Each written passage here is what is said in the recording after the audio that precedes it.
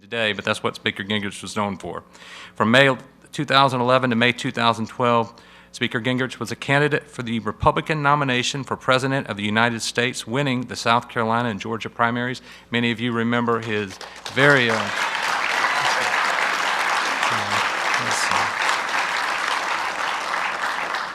it was in this facility where he won a resounding victory in the GOP primary presidential debate, talking about energy development, I-73, creating jobs, and reminding us that you have to have a will to work, and we thank you for that as well, sir.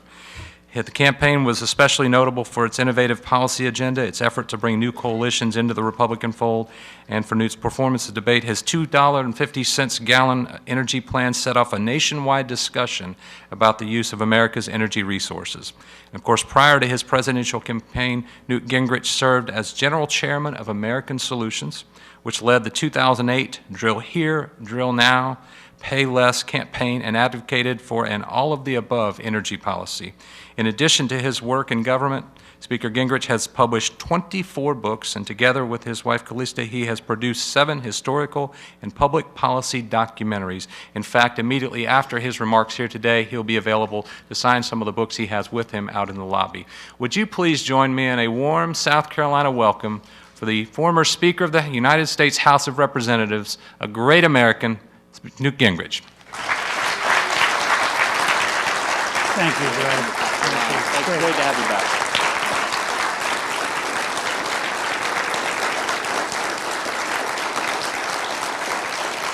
Okay. Well, let me first say, Brad, I want to thank you and Kathy, because the Myrtle Beach Area Chamber, who were great to me in the past, were great in putting this together, and I'm really delighted to have a chance to be back and be with you. I also want to thank CEA and the Southeast Energy Alliance for the work they've been doing, which really laid the intellectual base for what we're going to talk about. And in that sense, by the way, you just saw one of the people who really has educated and informed me sitting up here in Scott Noble. Scott is probably as expert on leasing and on royalties as anybody in America. And unlike the bureaucrats in Washington, he actually learns what he's doing by doing it. And he actually has to decide what a well will be worth and whether or not to invest in it. And he has a long and a remarkable track record. And he has really done extraordinary work in helping us understand the royalty potential in federal lands and in offshore. So to have him here is both personally gratifying to me, because I think of him as a mentor in this topic, and is also, I think, just remarkable for you all to have a chance to talk to somebody who's a genuine expert. I have to take a minute and thank John and Pam Napier. John, who you all know, you're a former congressman from near here in the 6th District. John came to me a couple months ago and said, you know, in the best of his memory, nobody had ever come back and said thank you. And you all had been so kind to Callista and me and to our children and grandchildren during the campaign that we talked about it, we thought it would be fun. And then this energy forum came up. So we started in Greenville on Monday, and I went up to Cowpens and then went down to Columbia and then went to Florence and then over to Georgetown. And I do want to say thank you. And Brad was right. It's a little hard to walk into this particular building and not feel sort of warm and fuzzy. How many of you were there that night? I'm curious at the debate. I will tell you, sitting up on the podium, looking out at 3,000 people, when Juan Williams and I got into the discussion about whether work was a good thing. All of a sudden at the very back, people began to stand and applaud. And it was like watching a wave come down across the auditorium. And then when people got done and they sat down, I started back talking about the importance of work. There was a second standing ovation. And Frank Luntz told me later he had never seen in any presidential debate in his career 2 standing ovations inside 1 answer. And that, and a piece of data you may find interesting, we entered South Carolina that week 10 points behind. The day after the Myrtle Beach debate, we were 10 points ahead. So there was a 20-point swing in this building.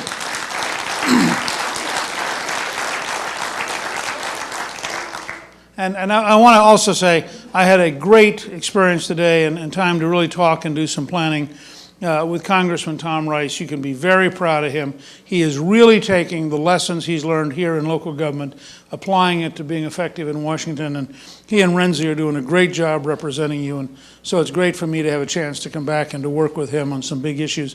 I know Congressman Duncan wanted to be here, as all of you know. They sadly lost a young man, I think, in Afghanistan, and so he really had a duty as part of that community to be at that funeral. I want to thank State Representative Alan Clemens for being so helpful. I also can't come to Myrtle Beach and not mention Jerry and Joe and the Myrtle Beach Tea Party, who were so important to everything I did. So now I'm going to try to reduce this to such a clear level of simplicity that even if you talk to people in Washington or to the Washington Press Corps, you'll be able to help get it across. I believe, and let me start with a very simple fact, which I know Scott knows even better than I do. We are going through a technological revolution in our ability to find oil and gas. This revolution is so enormous that it changes fundamentally everything we believed 10 years ago. As recently as yesterday, the Department of the Interior, and remember this is an Obama administration department that isn't particularly excited about getting more fossil fuels.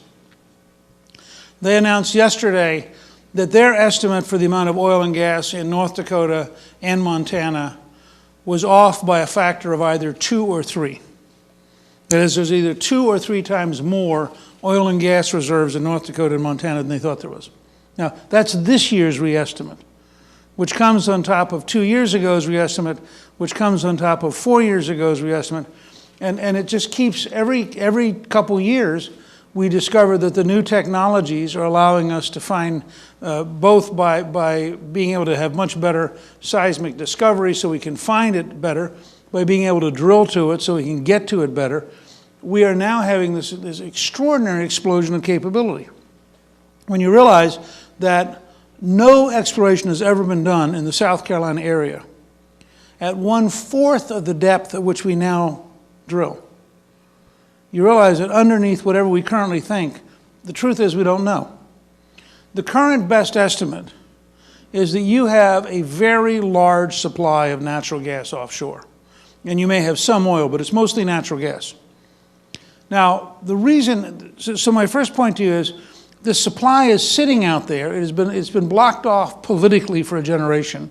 When we did the project of drill here, drill now, pay less, the Democrats panicked in 2008. And in October of 2008, the Democrats repealed the ban on offshore drilling because they couldn't go home and face people not having done something. Now, we haven't gotten through all the regulatory paperwork. We haven't gotten around to the drilling, but it's no longer legally prohibited. And the question now is arguing and fighting with the Department of the Interior. There's a second thing, which I worked on very hard at the time it happened. After Katrina, we broke through on offshore royalties belonging to the states. Historically, if you were Wyoming, you got your share of the royalties because it was on land. But historically, offshore was federal only, and the money all went to the U.S. Treasury. Because of the disaster with Katrina, they changed the rules for the Gulf Coast, and so Gulf Coast states now get 37.5% royalty, with 12.5% going to the Land and Water Conservation Fund, and the other 50% going to the federal government. Now, I fought very hard to get this to happen for a practical reason. I want the state legislatures in places like California to start getting estimates of how many $1 billion they have sitting offshore that they could have in their state budget that they can't get to. Because they had no interest in the federal government getting all the money. They're never going to be for development. But if they suddenly are faced with money that they could have in the state legislature, they're going to start thinking, you'll rapidly find a faction growing up going, oh gee, we'd like the money. Well, how do you get the money? Well, you have to have drilling for oil and gas. Now, so one step we have to take, which your delegation is already starting down the road on, and Tom is playing a lead role in this, we have to make sure that the Gulf state rules apply to the Atlantic coast. I think that's a fairly straightforward win. I think we can get that done. But here's my proposition. This is the reason I was excited to come down here. This is something I began to develop last year that I think could really grow into a major solution to a current problem. If you look at the concerns, there was an article, I think either yesterday or today, about the scale of the capital infrastructure challenge for South Carolina over the next 30 years. And it's fairly clear that within the current revenue stream, it's going to be very hard, and that doesn't count building I-73. But the conservative estimate is that once it's developed, the offshore natural gas will generate about $250 million a year as a baseline in royalties for the state. Now, $250 million a year, just if you took it in cash flow, if you devoted all of it to infrastructure, and take my word for this, having done a lot of this legislating stuff, it's a lot better to set up the rules before the money's on the table. Okay? I mean, people are amazingly more rational before they see stacks of cash. So what I am proposing, this is very important nationally. This was the right state to propose it in because it all fits so well geographically. But I think this is the model we should use for the whole country, because you also have onshore federal lands where the extreme environmentalists are desperately trying to block us from developing our own assets as the American people. And I want to have the same effect on the states, Utah, Idaho, Montana, so that we're also developing these assets for the whole country. And here's my proposition to you. If you think of it as a combined energy infrastructure play, so you don't just think about energy over here and infrastructure over here, but you bring them together. And you take this state, which has a series of very clear, specific challenges. You have to modernize the Port of Charleston. It is incapable of taking the size container ships that are going to start coming through the Panama Canal in 2014. And if you don't fix that, you're going to cease to be a competitive port. There are only 2 ports on the East Coast right now that can take these ships. Baltimore and Norfolk. No other ports can take them. And the Army Corps of Engineers is now so red tape bound and so litigation bound, it takes them longer to study a harbor than it took to widen the Panama Canal. And so part of the package I'm proposing includes very fundamental reform of the Corps of Engineers to get it to be able to move with speed. And again, you want studies to be accurate. You want to make sure you don't do damage that you can avoid. But you don't need to be stupid and drag it out for 20 years. Congressman Rice told me today that he was in one hearing on the Port Subcommittee. The city of Miami has been prepared to pay with their own money to improve the Port of Miami. They applied in 1999. 14 years later, they still haven't got approval. Now, it is crazy to cripple America, and I love Scott's formulation. This has become destruction, not regulation. And so part of this program has to include reforming the Corps of Engineers. But here's what I propose. That we explore issuing royalty bonds. That is, these would be bonds that are issued that pay the normal, right now, very, very low interest rate, but that are attached to the royalties from natural gas. So as the royalties come in, they automatically pay off the bonds. They can't go to any other use until the bonds are all paid off. If you were to issue 30-year bonds, you could literally generate enough resources that you could fix the port in Charleston, fix the port in Georgetown, build I-73, and modernize the other interstates which are facing a challenge because you're about to have so many new factories and so much new traffic that they're not really going to be adequate for the scale. I mean, I think as the price of energy comes down, natural gas is 4 times more expensive in China than it is here. And there's already one study by the Boston Consulting Group that says that South Carolina and Alabama will both be cheaper than coastal China by 2015 for manufacturing. That by the time you take all the different factors into account, you will do better to build your next tire plant here, not in China. And I've always said I want to get the port modernized because I want to see the first container ship loaded with American products going to China because we are underselling the Chinese. So I believe it's very important for you in the Chamber of Commerce, in your political activities, in your local news media, To build this case, we want to develop our offshore resources. We want to do them in a way that is sound and professional, but as you've heard from Louisiana, and I went to school at Tulane, nobody in Louisiana would want to close down the offshore industry. They think on balance, it is an enormous asset for the state. And in fact, in Louisiana, because they have a very unique problem with their coast, they're going to dedicate virtually all their royalties to rebuilding the coastline because it's eroding so badly because of the way in which we have managed the Mississippi River. So this is a very, very important moment. But if you could work with your state legislators to get sort of a master proposal that says, when the royalties start coming in, here's how we're going to handle them. And therefore, here's what we can get done for the state in infrastructure. I think you could launch the next 4 or 5 years a decade of economic growth and a decade of opportunity. And I feel particularly strongly about I-73 because it goes through the poorest part of the state. I mean, it's not only important to Myrtle Beach because it now gives you connectivity for tourism and for business and for other things, but the areas it'll go through will be helped more by modern transportation than any other part of the state.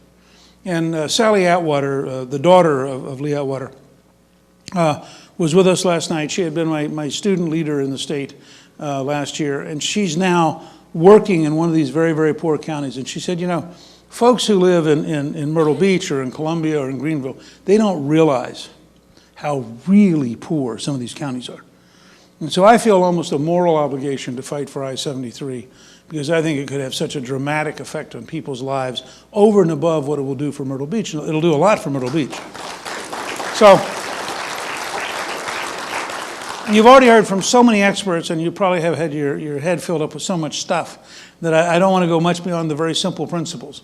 Develop the natural gas, tie it to infrastructure, develop royalty bonds that get paid off by it, reform the Corps of Engineers, and during this decade, you fix the port in Charleston, you fix the port in Georgetown, you build I-73, you fix up the other interstates, and by the end of the decade, you have one of the most dynamic states in the entire country. So